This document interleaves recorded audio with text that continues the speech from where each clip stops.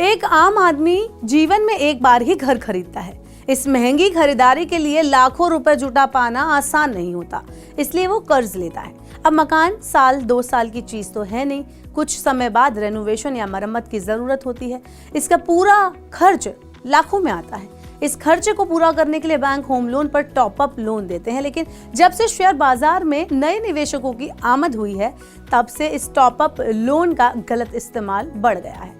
क्योंकि home loan सबसे सस्ता कर्ज होता है, ऐसे में लोग टॉप अप लोन लेकर शेयर बाजार जैसी सट्टेबाजी में पैसा लगा रहे हैं। अब रिजर्व बैंक ने इस पर रोक लगाने की तैयारी शुरू कर दी है। गुरुवार को रिजर्व बैंक की मौद्रिक नीति समीक्षा बैठक में आरबीआई गवर्नर शक्तिकांत दास ने टॉप अप लोन के इस गलत इस्तेमाल पर चिंता जताई है। साथ ही उन्होंने बैंकों से टॉप अप लोन पर निगरानी बढ़ाने के लिए कहा।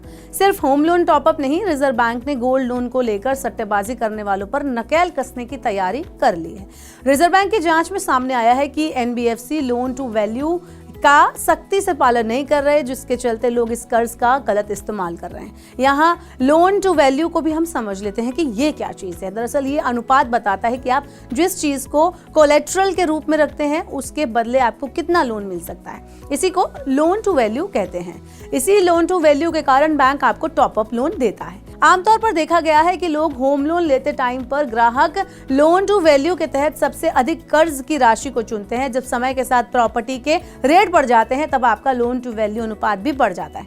इसी बढ़ी हुई कीमत के आधार पर बैंक आपको टॉप अप लोन ऑफर करते हैं। इसकी ब्याज दर होम लोन के बराबर होती है, यानी कि पर्सनल लोन के मुकाबले आपको 2 से 3 गुना सस्ती दर पर पैसा मिलता है। इसको एक एग्जाम्पल के तौर पर मैं आपको समझा देती हूँ। अगर आपको 50 लाख रुपए के मकान के 80% के बराबर कर्ज मिला है, तो ये 40 लाख रुपए बैठती है। अगर मकान की कीमत अगले 3 साल में बढ़कर 70 लाख रुपए हो जाती है, तो आपकी कुल ऋण पात्रता 80% के रूप में 56 लाख रुपए हो जाती है। इस तरह से आप टॉप अप होम के तौर पर 16 लाख रुपए का एक्स्ट्रा लोन ले सकेंगे। अब रिजर्व बैंक की नजर में आया है कि यही सस्ती दरों पर जो लोन मिल रहा है, जो पैसा मिल रहा है, लोग ज्यादा मुनाफे के लिए उसे शेयर बाजार में निवेश कर रहे हैं। लेकिन ये बैंक के लिए नए संकट की दस्तक है। आमतौर पर होम लोन टॉप अप की अनुमति सिर्फ उसी घर के नवीनीकरण और रेनोवेशन के लिए दी जाती है जिस पर पहले से ही होम लोन चल रहा है। आईसीआईसीआई बैंक के मुताबिक इस कर्ज का इस्तेमाल आपके घर को सजाने, आपके घर के नवीनीकरण और यहाँ तक कि व्यक्तिगत खर्चों के लिए किया जा सकता है। हालांकि कुछ बैंक हैं जो स्पष्ट लिखते हैं कि टॉप अप होम लोन का इस्तेमाल सट्टेबाजी के उद्देश्यों के लिए नहीं किया जा सकता।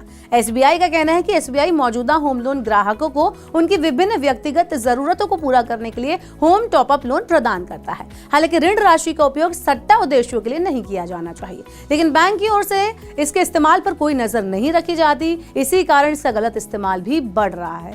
लोग अक्सर अपने दूसरे खर्च इस टॉप अप लोन से पूरे कर लेते हैं। यहाँ तक तो ठीक था, लेकिन जब ये पैसे शेयर बाजार में पहुंच रहे हैं, तब से सेबी से लेकर रिजर्व बैंक के माथे पर बल पड़ने शुरू हो गए हैं। उनकी चिंता बढ़नी शुरू हो गई है। आपका इस बारे में क्या कहना है, हमें कमेंट बॉक्स में बताएं और ऐसी और वीडियोस के लिए देखते रहिए मनी 9। हमारे यूट्यूब चैनल को आप जरूर सब्सक्राइब कर लें।